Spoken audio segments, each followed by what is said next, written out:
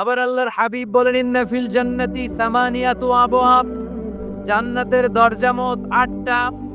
ফিহা বাবুন ইউসাম্মা আর-রায়্যান, 8টা দরজার মধ্যে স্পেশাল একটা দরজা আছে, ওই দরজাটার নাম হলো আর-রায়্যান। রায়্যান দরজা, লা ইয়াদখুলুহু ইল্লা সাইমুন, রোজাদাররা ছাড়া কেউ ওই রায়্যান দরজা দিয়ে জান্নাতে ঢুকতে পারবে না। শুধু রোজাদারদের জন্য ওই দরজাটা খোলা থাকবে। দরজাটার নাম আর-রায়্যান।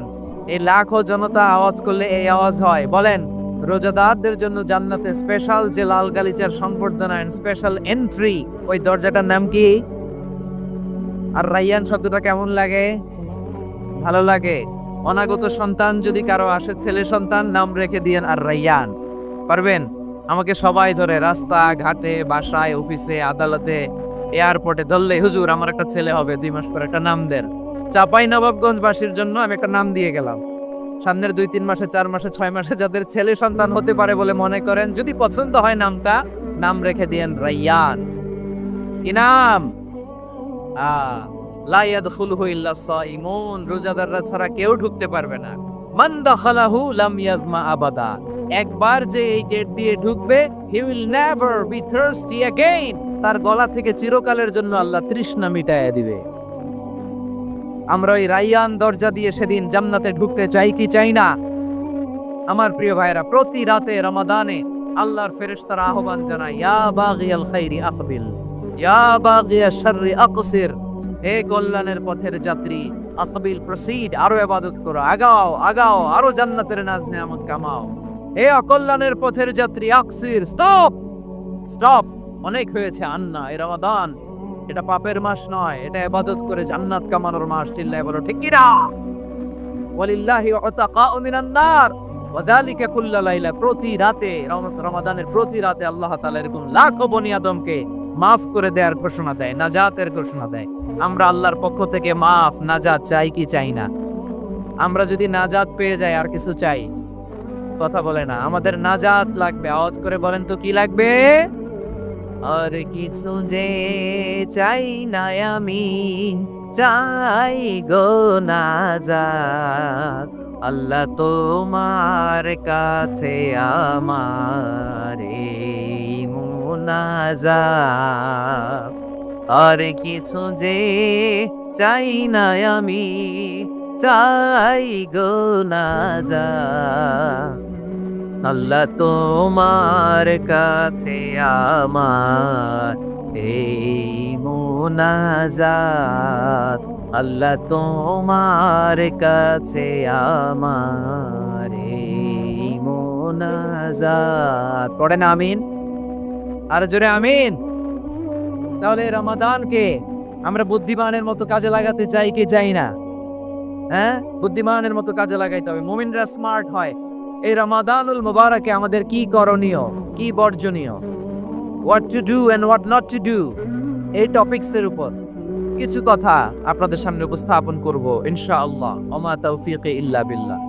আমার প্রিয় ভাইয়েরা, আমি আমার খুতবার শুরুতে সূরা বাকারার 185 নম্বর আয়াত তেলাওয়াত করেছি, যেখানে আল্লাহ তাআলা কোন মাসে কোরআন আল কারীমকে, মহাবিশ্বের মহাবিশ্বয় কোরআন আল কারীমকে এই পৃথিবীতে নাজিল করেছেন সেটা আমাদেরকে জানিয়েছেন। আল্লাহ তাআলা ইরশাদ করছেন, শাহরু রমাদানাল্লাযী উনজিলা ফীহিল কুরআনু হুদাল লিন্নাস ওয়া বাইনাতিম মিনাল হুদা ওয়াল ফুরকান। আল্লাহ বলেন রমাদান এমন একটা মাস যে মাসে কোরআন নাজিল করা হয়েছে, আর এই কোরআন হচ্ছে বিশ্ব মানবের জন্য পথ নির্দেশিকা, হেদায়েতের সুস্পষ্ট বর্ণনা এবং সত্য মিথ্যা পৃথক করার আসমানি মানদণ্ড রূপে জামিনে আমাদের জন্য কোরআন নাজিল করেছে কে? আওয়াজ করে বলেন তো, আল্লাহর নাজিল করা এই কোরআনে কোনো ভুল আছে? সবাই বলেন নাই। সবাই বললে এতটুকু আওয়াজ হয় আমি বিশ্বাস করি না। গলা ছেড়ে দিয়ে বলেন, আল্লাহর নাজিল করা এই সর্বশেষ আসমানি কিতাব আল কোরআনে কোনো ভুল আছে? সন্দেহ আছে? সংশয় আছে? বিয়ন্ডলেস, বাউন্ডলেস, বটমলেস, এমন কিতাব যেটা পড়ে গবেষণা করে এর তথ্য, উপাত্ত, ইনফরমেশন, লেসন নিয়ে শেষ করা যায় না। সুবহানাল্লাহ। আল্লাহ বলেন, এই কোরআনকে আমি রমাদানে নাজিল করেছি, যেটা বিশ্ব মানবের জন্য পথ নির্দেশিকা। এতে আছে হেদায়েতের সুস্পষ্ট বর্ণনা আর সত্য মিথ্যা পার্থক্য করার মানদণ্ড, কোনটা সত্য কোনটা মিথ্যা এটা কোরআন দিয়ে ডিফারেন্সিয়েট করা যায়। কোরআন হচ্ছে ফুরকান, to differentiate between right and wrong. কোনটা সত্য কোনটা মিথ্যা, কোনটা ভুল কোনটা নির্ভুল, এটা কোরআন দিয়ে যাচাই করা যায়। চিল্লায় বলেন ঠিক কিনা? এজন্য এই কোরআন দিয়ে আমাদের জীবন সাজাতে হবে। কোরআন দিয়ে জীবন না সাজালে জীবন আলোকিত হয় না। কোরআন দিয়ে পরিবার না সাজালে পরিবার আলোকিত হয় না। কোরআন দিয়ে সমাজ না সাজালে সমাজটা শান্তিময় হয় না। শুধু দুর্নীতি দমন কমিশন দিয়ে দুর্নীতি বন্ধ করা যায় না। কোরআনের আইন বাস্তবায়ন করা ছাড়া এই সমাজ থেকে দুর্নীতি বন্ধ করা যাবে না। চিল্লায় বলো ঠিক কিনা? আমার প্রিয় ভাইরা, এই কোরআন নাজিল হয়েছে রমাদান আল মুবারক, এই বরকতময় মাসে। তাই আমাদের উচিত এই মাসে আসন্ন যে রমাদান আল মুবারক, এই রমাদানে কোরআনের সাথে নিজেদের সম্পর্ককে বাড়ানো। আমার প্রিয় চাঁপাইনবাবগঞ্জের ভাইয়েরা, আমরা কি আসন্ন রমাদানে কোরআনের সাথে আমাদের অ্যাটাচমেন্ট, সম্পর্ক বাড়াতে চাই? চান সবাই? আপনি কি জানেন কোরআন নিয়ে কোন ফেরেশতা পৃথিবীতে এসেছিল? জানেন ফেরেশতার নাম কি বলেন তো? জিবরিল আলাইহিস সালাম। একটু খেয়াল করে শুনেন, কান দুটো খরগোশের কানের মতো খাড়া করে আমার দিকে তাকান। সাইয়েদনা জিবরিল কোরআন নিয়ে এসেছেন, ফলে উনি হয়েছেন শ্রেষ্ঠ ফেরেশতা। বিশ্ব নবীর উপর কোরআন নাজিল হয়েছে, তাই তিনি হয়েছেন শ্রেষ্ঠ নবী। রমাদানে কোরআন নাজিল হয়েছে, তাই রমাদান হয়েছে শ্রেষ্ঠ মাস। কদরের রাতে কোরআন নাজিল হয়েছে, তাই কদর হয়েছে শ্রেষ্ঠ রাত। আমরাও যদি কোরআনের সাথে সম্পর্ক বাড়াই, আমাদের মর্যাদাও এরকম, আমাদেরকেও শ্রেষ্ঠ মানুষ বানায় দিবে কে? এজন্য কোরআনের সাথে সম্পর্ক বাড়াইতে রাজি আছেন তো? যারাই কোরআনের সাথে সম্পর্ক বাড়ায় এদের মর্যাদা বাড়ায় দেয় কে? দেখবেন আমাদের হাফেজে কোরআন, তারা ইন্টারন্যাশনাল কোরআন কম্পিটিশনে যে গোটা বিশ্বকে পেছনে ফেলে প্রথম পুরস্কার নিয়ে আসে। এত ছোট ছোট বাচ্চা, ও সমাজ বোঝে না, রাজনীতি বোঝে না, টাকা পয়সা বোঝে না, কিচ্ছু বোঝে না, কিন্তু গোটা বিশ্বে ওকে সম্মানের চেয়ারে আসীন করেছে কে? এই কোরআনের সাথে লাগলে আল্লাহ তাআলা সম্মান বাড়িয়ে দেয়। আমার প্রিয় ভাইয়েরা, আসুন আমরা আলোচনার শুরুতেই শপথ নেই যে আসন্ন রমাদানে আমরা কোরআনের সাথে নিজেদের সম্পর্ককে মজবুত করব ইনশাআল্লাহ। সবাই বলুন ইনশাআল্লাহ। শাবান মাস আসলে, রজব মাস আসলে সাহাবারা কি করতেন আসুন আমরা দেখি কিভাবে তারা রমাদানকে ওয়েলকাম জানাতেন। রজব শাবান আসলেই ওনারা রমাদান পর্যন্ত পৌঁছার আকুতি, আগ্রহ আর ফরিয়াদ আল্লাহর কাছে জানাতেন আর বলতেন, ইয়া আল্লাহ, রমজান পর্যন্ত আমাদের হায়াত বাড়িয়ে দাও। আল্লাহুম্মা বাল্লিগনা রমাদান। আল্লাহ তুমি রমজান পর্যন্ত আমাদের পৌঁছে দাও। আল্লাহুম্মা বারিক লানা ফি রজব ওয়া শাবান ওয়া বাল্লিগনা রমাদান। আল্লাহ রজব শাবানে বরকত দাও, আল্লাহ রমজান পর্যন্ত তুমি আমাদেরকে পৌঁছে দাও। আওয়াজ করে পড়েন আমিন। আমার প্রিয় চাঁপাইনবাবগঞ্জের ভাইরা, গত বছর অনেকের সাথে আমরা একসাথে রমাদান কাটিয়েছি, তাদের অনেকে দুনিয়াতে এখন বেঁচে নাই, এরকম আছে না নাই? এই যে আরো 7 দিন বাকি রমাদান আসতে, এই 7 দিন পর্যন্ত আমরা রমাদান পাবো, কোনো গ্যারান্টি আছে? আচ্ছা, এই বছর যদি খুশনসিব হয় আমাদের, আমরা যদি পাই, আগামী বছরও যে রমাদান আমরা পাবো, কোনো গ্যারান্টি আছে? তাহলে আসুন আমরা ভেবে নেই, হতে পারে this Ramadan could be the last and final Ramadan in our life. হতে পারে এই রমাদানই হতে পারে আমার জীবনের শেষ রমাদান। ঠিক কিনা বলেন? তাই আসুন আমরা আল্লাহর কাছে দোয়া করি, আল্লাহুম্মা বাল্লিগনা রমাদান। আল্লাহ তুমি রমাদান পর্যন্ত আমাদেরকে পৌঁছে দাও। আওয়াজ করে পড়েন আমিন। ইবনু রাজব আল হাম্বলি লাতাইফুল মাআরিফের মধ্যে লিখেছেন, সাহাবারা ওনারা রমাদান কেন্দ্রিক, আমাদের সালফে সালিহিনরা রমাদান কেন্দ্রিক জীবন কাটাতেন। ওনারা রমজান আসার 6 মাস আগে আল্লাহর কাছে দোয়া করতেন, আল্লাহ রমজান পর্যন্ত পৌঁছে দাও। রমজান চলে যাওয়ার পরে বাকি 6 মাস আল্লাহর কাছে দোয়া করতেন, আল্লাহ এই রমাদানে যে ইবাদত করেছি, ইবাদত গুলো তুমি কবুল করে নাও। সুবহানাল্লাহ। তাহলে পুরো বছর রমাদান কেন্দ্রিক জীবন। রমজান আসার আগে 6 মাস দোয়া করতো, আল্লাহ আমরা যেন রমজান পাই। রমজান চলে যাওয়ার পরে বাকি 6 মাস বলতো, আল্লাহ রমজানে যে ইবাদত করেছি এগুলো তুমি কবুল করে নাও। সুবহানাল্লাহ। আবার এই শাবান মাসে আল্লাহর হাবিব সাল্লাল্লাহু আলাইহি ওয়াসাল্লাম সবচেয়ে বেশি রোজা রাখতেন। কানা ইয়াসুমু শাবানা কুল্লাহ, বেশি রোজা রাখতেন শাবান মাসে। ওয়া কানা ইয়াসুমু শাবানা ইল্লা কালিলা, শাবানের অল্প কয়েকদিন ছাড়া পুরো শাবানটাই বিশ্বনবী রোজা রাখতেন। সুবহানাল্লাহ পড়েন। এই শাবানে আপনারা রোজা রাখছেন তো? রাখছেন?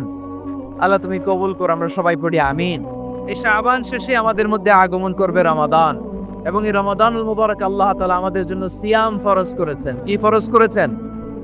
তিনি সূরাতুল বাকারার 183 নম্বর আয়াতে ইরশাদ করছেন, রাব্বুল আলামিন বলেন, ইয়া আইয়ুহাল্লাযীনা আমানু কুতিবা আলাইকুমুস সিয়ামু কামা কুতিবা আলাল্লাযীনা মিন ক্বাবলিকুম লাআল্লাকুম তাত্তাকুন। আল্লাহ বলেন, ও বিশ্বাসীরা শোনো শোনো, তোমাদের জন্য সিয়ামকে ফরজ করা হয়েছে ঠিক যেমন ভাবে তোমাদের পূর্ববর্তী উম্মতদের উপরও সিয়ামকে ফরজ করা হয়েছিল, লাআল্লাকুম তাত্তাকুন, যাতে করে তোমরা সবাই মুত্তাকি হতে পারো। সুবহানাল্লাহ বলেন, যাতে করে তোমরা আল্লাহ সচেতন হতে পারো। তাহলে সিয়ামকে, এই সামনে যে রমাদান আসতেছে আমার প্রিয় ভাইয়েরা, এই পুরো রমাদান ব্যাপী সিয়াম সাধন করা, সিয়াম পালন করাকে আমাদের জন্য ফরজ করে দিয়েছে কে? রমাদানের রোজা রাখার নফল নাকি? রমাদানে সিয়াম পালন করা কি নফল? সুন্নাত? তাহলে কি ফরজ? আওয়াজ করে বলেন, রমাদানের রোজা রাখা কি ফরজ?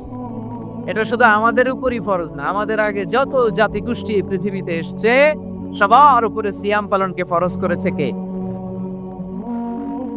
সবার উপরে আল্লাহ তাআলা সিয়াম পালনকে ফরজ করেছিলেন।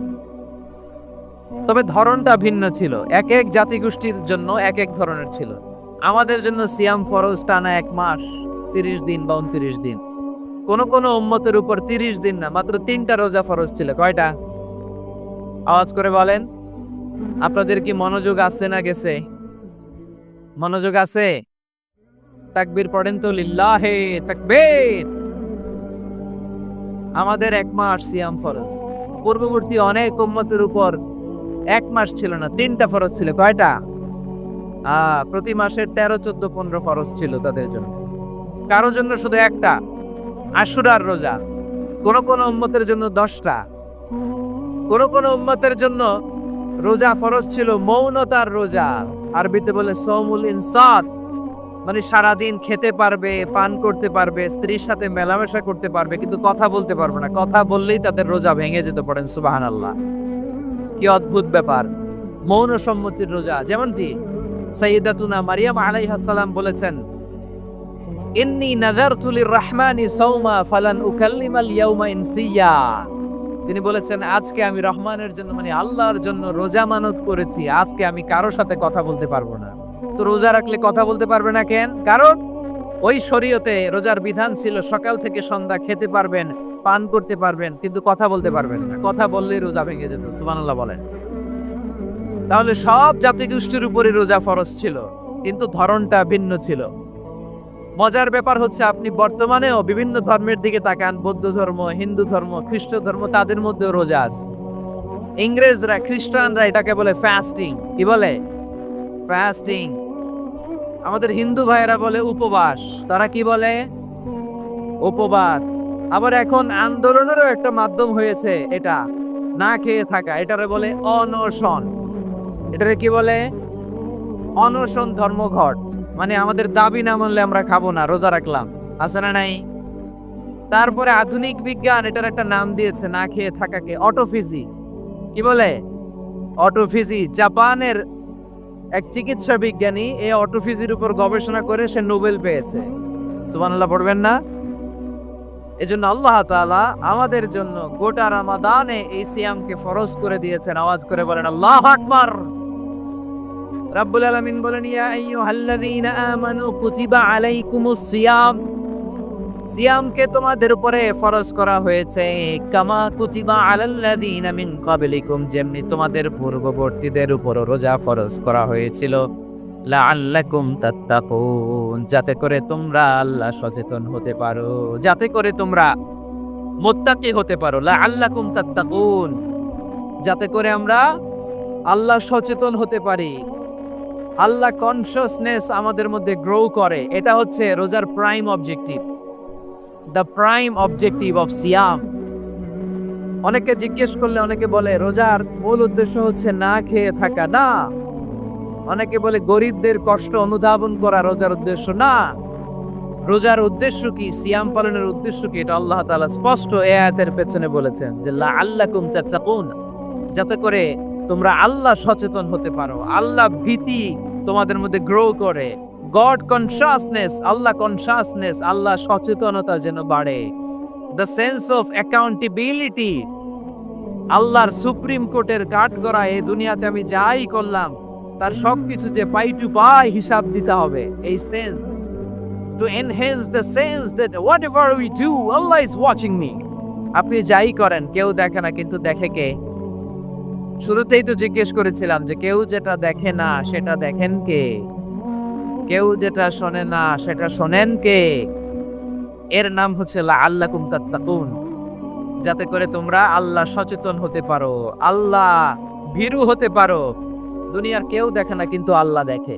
এটাই রোজার মূল শিক্ষা। আমার প্রিয় ভাইরা, আপনি লুকিয়ে লুকিয়ে ঘরের ভেতরে অন্যায় করেছেন, পাপ করেছেন, আপনার বাবা দেখে নাই, মা দেখে নাই, স্ত্রী দেখে নাই, কিন্তু দেখেছে কে? আল্লাহর চোখ ফাঁকি দেয়া যায়? আচ্ছা, বুঝে থাকলে বলেন তো, সিসি ক্যামেরার চোখ ফাঁকি দেয়া যায় কি যায় না? পুলিশের চোখ, র্যাবের চোখ, বিমানবন্দরে কাস্টমস অফিসারের চোখ, কিন্তু আমার আল্লাহর চোখ? সবাই বলেন, আল্লাহর চোখ ফাঁকি দেয়া যায়? এই সেন্সটা নিয়ে আসা নিজের মধ্যে, আমি whatever I do Allah is watching me, যাই করি আল্লাহ দেখে। লাআল্লাকুম তাত্তাকুন। সো রমাদানের রোজা, ইফতারি, সিয়াম, ইবাদত সব কিছুর মধ্য দিয়ে আপনাকে খেয়াল করতে হবে যে লাআল্লাকুম তাত্তাকুন এই স্ট্যান্ডার্ড এটা অ্যাচিভ হচ্ছে কিনা আমাদের, যাতে করে তোমরা মুত্তাকি হতে পারো, আল্লাহ ভীরু হতে পারো। তাকওয়া, এটা হচ্ছে the essence of Islam. What is তাকওয়া? তাকওয়া মানে কি? তাকওয়ার সংজ্ঞা অনেকে অনেক ভাবে দিয়েছেন। আমি সরাসরি সাহাবাদের কাছ থেকে একটা সংজ্ঞা আপনাদের শোনাচ্ছি। ওমরে ফারুক রাদিয়াল্লাহু তাআলা আনহু উবাই ইবনে কাব রাদিয়াল্লাহু তাআলা আনহুকে জিজ্ঞেস করেছিলেন, ইয়া উবাই মা হুয়া তাকওয়া? হে উবাই, তাকওয়া কি? তাকওয়া কাকে বলে? উবাই ইবনে কাব তিনি প্রশ্নের উত্তর না দিয়ে উনিও আবার প্রশ্ন ছুড়লেন। তিনি বললেন, ইয়া আমিরাল মুমিনিন, আমা সালাকতা তরিকান যা শাউক? আপনি কি কাঁটাযুক্ত রাস্তা দিয়ে মরুভূমিতে কখনো হেঁটেছেন? যে রাস্তার চারদিকে ক্যাকটাস, গুলমলতার কাঁটা, হেঁটেছেন? ওমরে ফারুক বললেন, নাম, হেঁটেছি। বালা, হেঁটেছি। কাইফা আমিলতা, কিভাবে হেঁটেছেন? ওমরে ফারুক বললেন, শাম্মারতু ওয়াজতাহাত্তু, আমি আমার জামা, জুব্বা আর চাদর আঁটো করে গায়ের সাথে এমন ভাবে মিলিয়ে রেখেছি, এমন সাবধানে হেঁটেছি যাতে করে মরুভূমির ক্যাকটাসের গুলমলতার কাঁটা আমার গায়ে বিঁধে না যায়। উবাই ইবনে কাব বললেন, ফাযালিকা হুয়া তাকওয়া। আরে তাহলে আপনি তো ঠিকই জানেন তাকওয়া মানে কি, এটাই তো তাকওয়া। ওই রাস্তা দিয়ে যেভাবে হেঁটেছেন পুরো দুনিয়ার জিন্দেগিটা এভাবে সাবধানে চলার নামই হচ্ছে তাকওয়া। চিল্লায় বলো ঠিক এরা। এই দুনিয়াতে পাপ পঙ্কিলতা থাকবে, শয়তানির হাতছানি থাকবে, অপরাধ প্রবণতা থাকবে, নফসের খায়েশ থাকবে, অন্যায়ের হাতছানি থাকবে। সব কিছুকে দলে মুচড়ে পেছনে ফেলে সাবধান হয়ে এই দুনিয়ার সিরাতুল মুস্তাকিমের পথে চলতে হবে। যে রাস্তা শুরু হয়েছে দুনিয়াতে, শেষ হয়ে গিয়েছে আল্লাহর জান্নাতের ভেতরে। চিল্লায় বলেন ঠিক কি না? আমার প্রিয় চাঁপাইনবাবগঞ্জের ভাইরা, এটার নামই তাকওয়া। উবাই ইবনে কাব বললেন, ও আমিরুল মুমিনিন, ওই কাঁটাযুক্ত গুলমলতার রাস্তার মধ্যে ঠিক যেমনি সাবধান হয়ে আপনি হেঁটেছেন, এই দুনিয়ার বুকে ওই সাবধান হয়ে চলার নাম হলো তাকওয়া। সুবহানাল্লাহ। তাহলে তাকওয়া কারে বলে? আমার চাঁপাইনবাবগঞ্জের কলিজার টুকরা ভাইরা, বুঝতে পারছেন আপনারা? হ্যাঁ, তাকওয়ার শুধু দুইটা নমুনা আপনাদের সামনে পেশ করব, আপনাদের ক্লিয়ার হয়ে যাবে। একটা নমুনা তো দিলাম, আরেকটা নমুনা, সেটাও ওমরে ফারুক রাদিয়াল্লাহু তাআলা আনহুর জীবনী থেকে। উনি ছিলেন ন্যায়পরায়ণ শাসক। রাত্রিবেলা প্রজাদের কি হাল হাকিকত, কি অবস্থা, ঘুরে ঘুরে প্যাট্রোলিং করতেন পুলিশের মতো। তো সারা রাত প্যাট্রোলিং করে সারা রাত তিনি ঘুরেছেন কার কি অবস্থা দেখে। শেষ রাতে তিনি ফিরে আসতেছেন। তিনি থাকতেন, সেই বুখারীতে এসেছে, কানা ইয়াসকুনু ফি আওয়ালিল মদিনা, মদিনার উঁচু এলাকায় থাকতেন।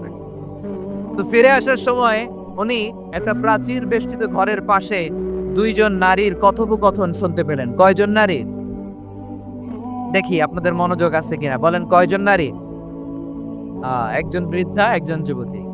উনি কান লাগিয়ে শুনতে পাচ্ছেন। বৃদ্ধা মা, ওমর ফারুক কাউকে দেখতে পাচ্ছেন না, শুনতে পাচ্ছেন। বৃদ্ধা মা তার যুবতী মেয়েকে বলে, এই তাড়াতাড়ি ওটের দুধ দহন করে ওটের দুধের সাথে পানি মিশাও, তাইলে কালকে বাজারে মদিনায় বেশি দামে বিক্রি করা যাবে, লাভ হবে অনেক। বৃদ্ধা মহিলা এটা বললেন। যুবতী মেয়ে উত্তরে বলে, মা আপনি জানেন না আমিরুল মুমিনিন খলিফাতুল মুসলিমিন ওমরে ফারুক দুধে পানি মিশানোকে দণ্ডনীয় অপরাধ বলে ঘোষণা দিয়েছে, জানেন না? এবার বৃদ্ধা মহিলা বলে, আরে পাগলি, এই ভোর রাতে আমিরুল মুমিনিন ওমরে ফারুক আসবে কোত্থেকে? উনি আসবে কোত্থেকে? ওনার পাইক পেয়াদা সিকিউরিটি আসবে কোত্থেকে? কেউ দেখবে না। আরে কেউ দেখবে না, তাড়াতাড়ি দুধের সাথে পানি মেশাও। এই কথা যখন মা বলেছে, যুবতী মেয়েটা চমৎকার একটা উত্তর দিয়েছে। তিনি বলেছিলেন, ইয়া উম্মি, ও আমার মা, লাউলা রাআ উমর লা রাআ রাব্বু উমর। ও আমার প্রিয়তমা মা, আপনি ঠিকই বলেছেন, গভীর রাতে ওটের দুধে পানি মিশালে ওমর দেখবে না, কিন্তু মা খেয়াল রাখবেন, ওমর যদি নাও দেখে, ওমরের রব কিন্তু দেখে। চিল্লায় বলেন ঠিক কিনা? দিস ইজ কল্ড তাকওয়া। লাউলা রাআ উমরু লা রাআ রাব্বু উমর। ওমর দেখে না, কিন্তু ওমরের রব দেখে। চিল্লায় বলেন ঠিক কিনা?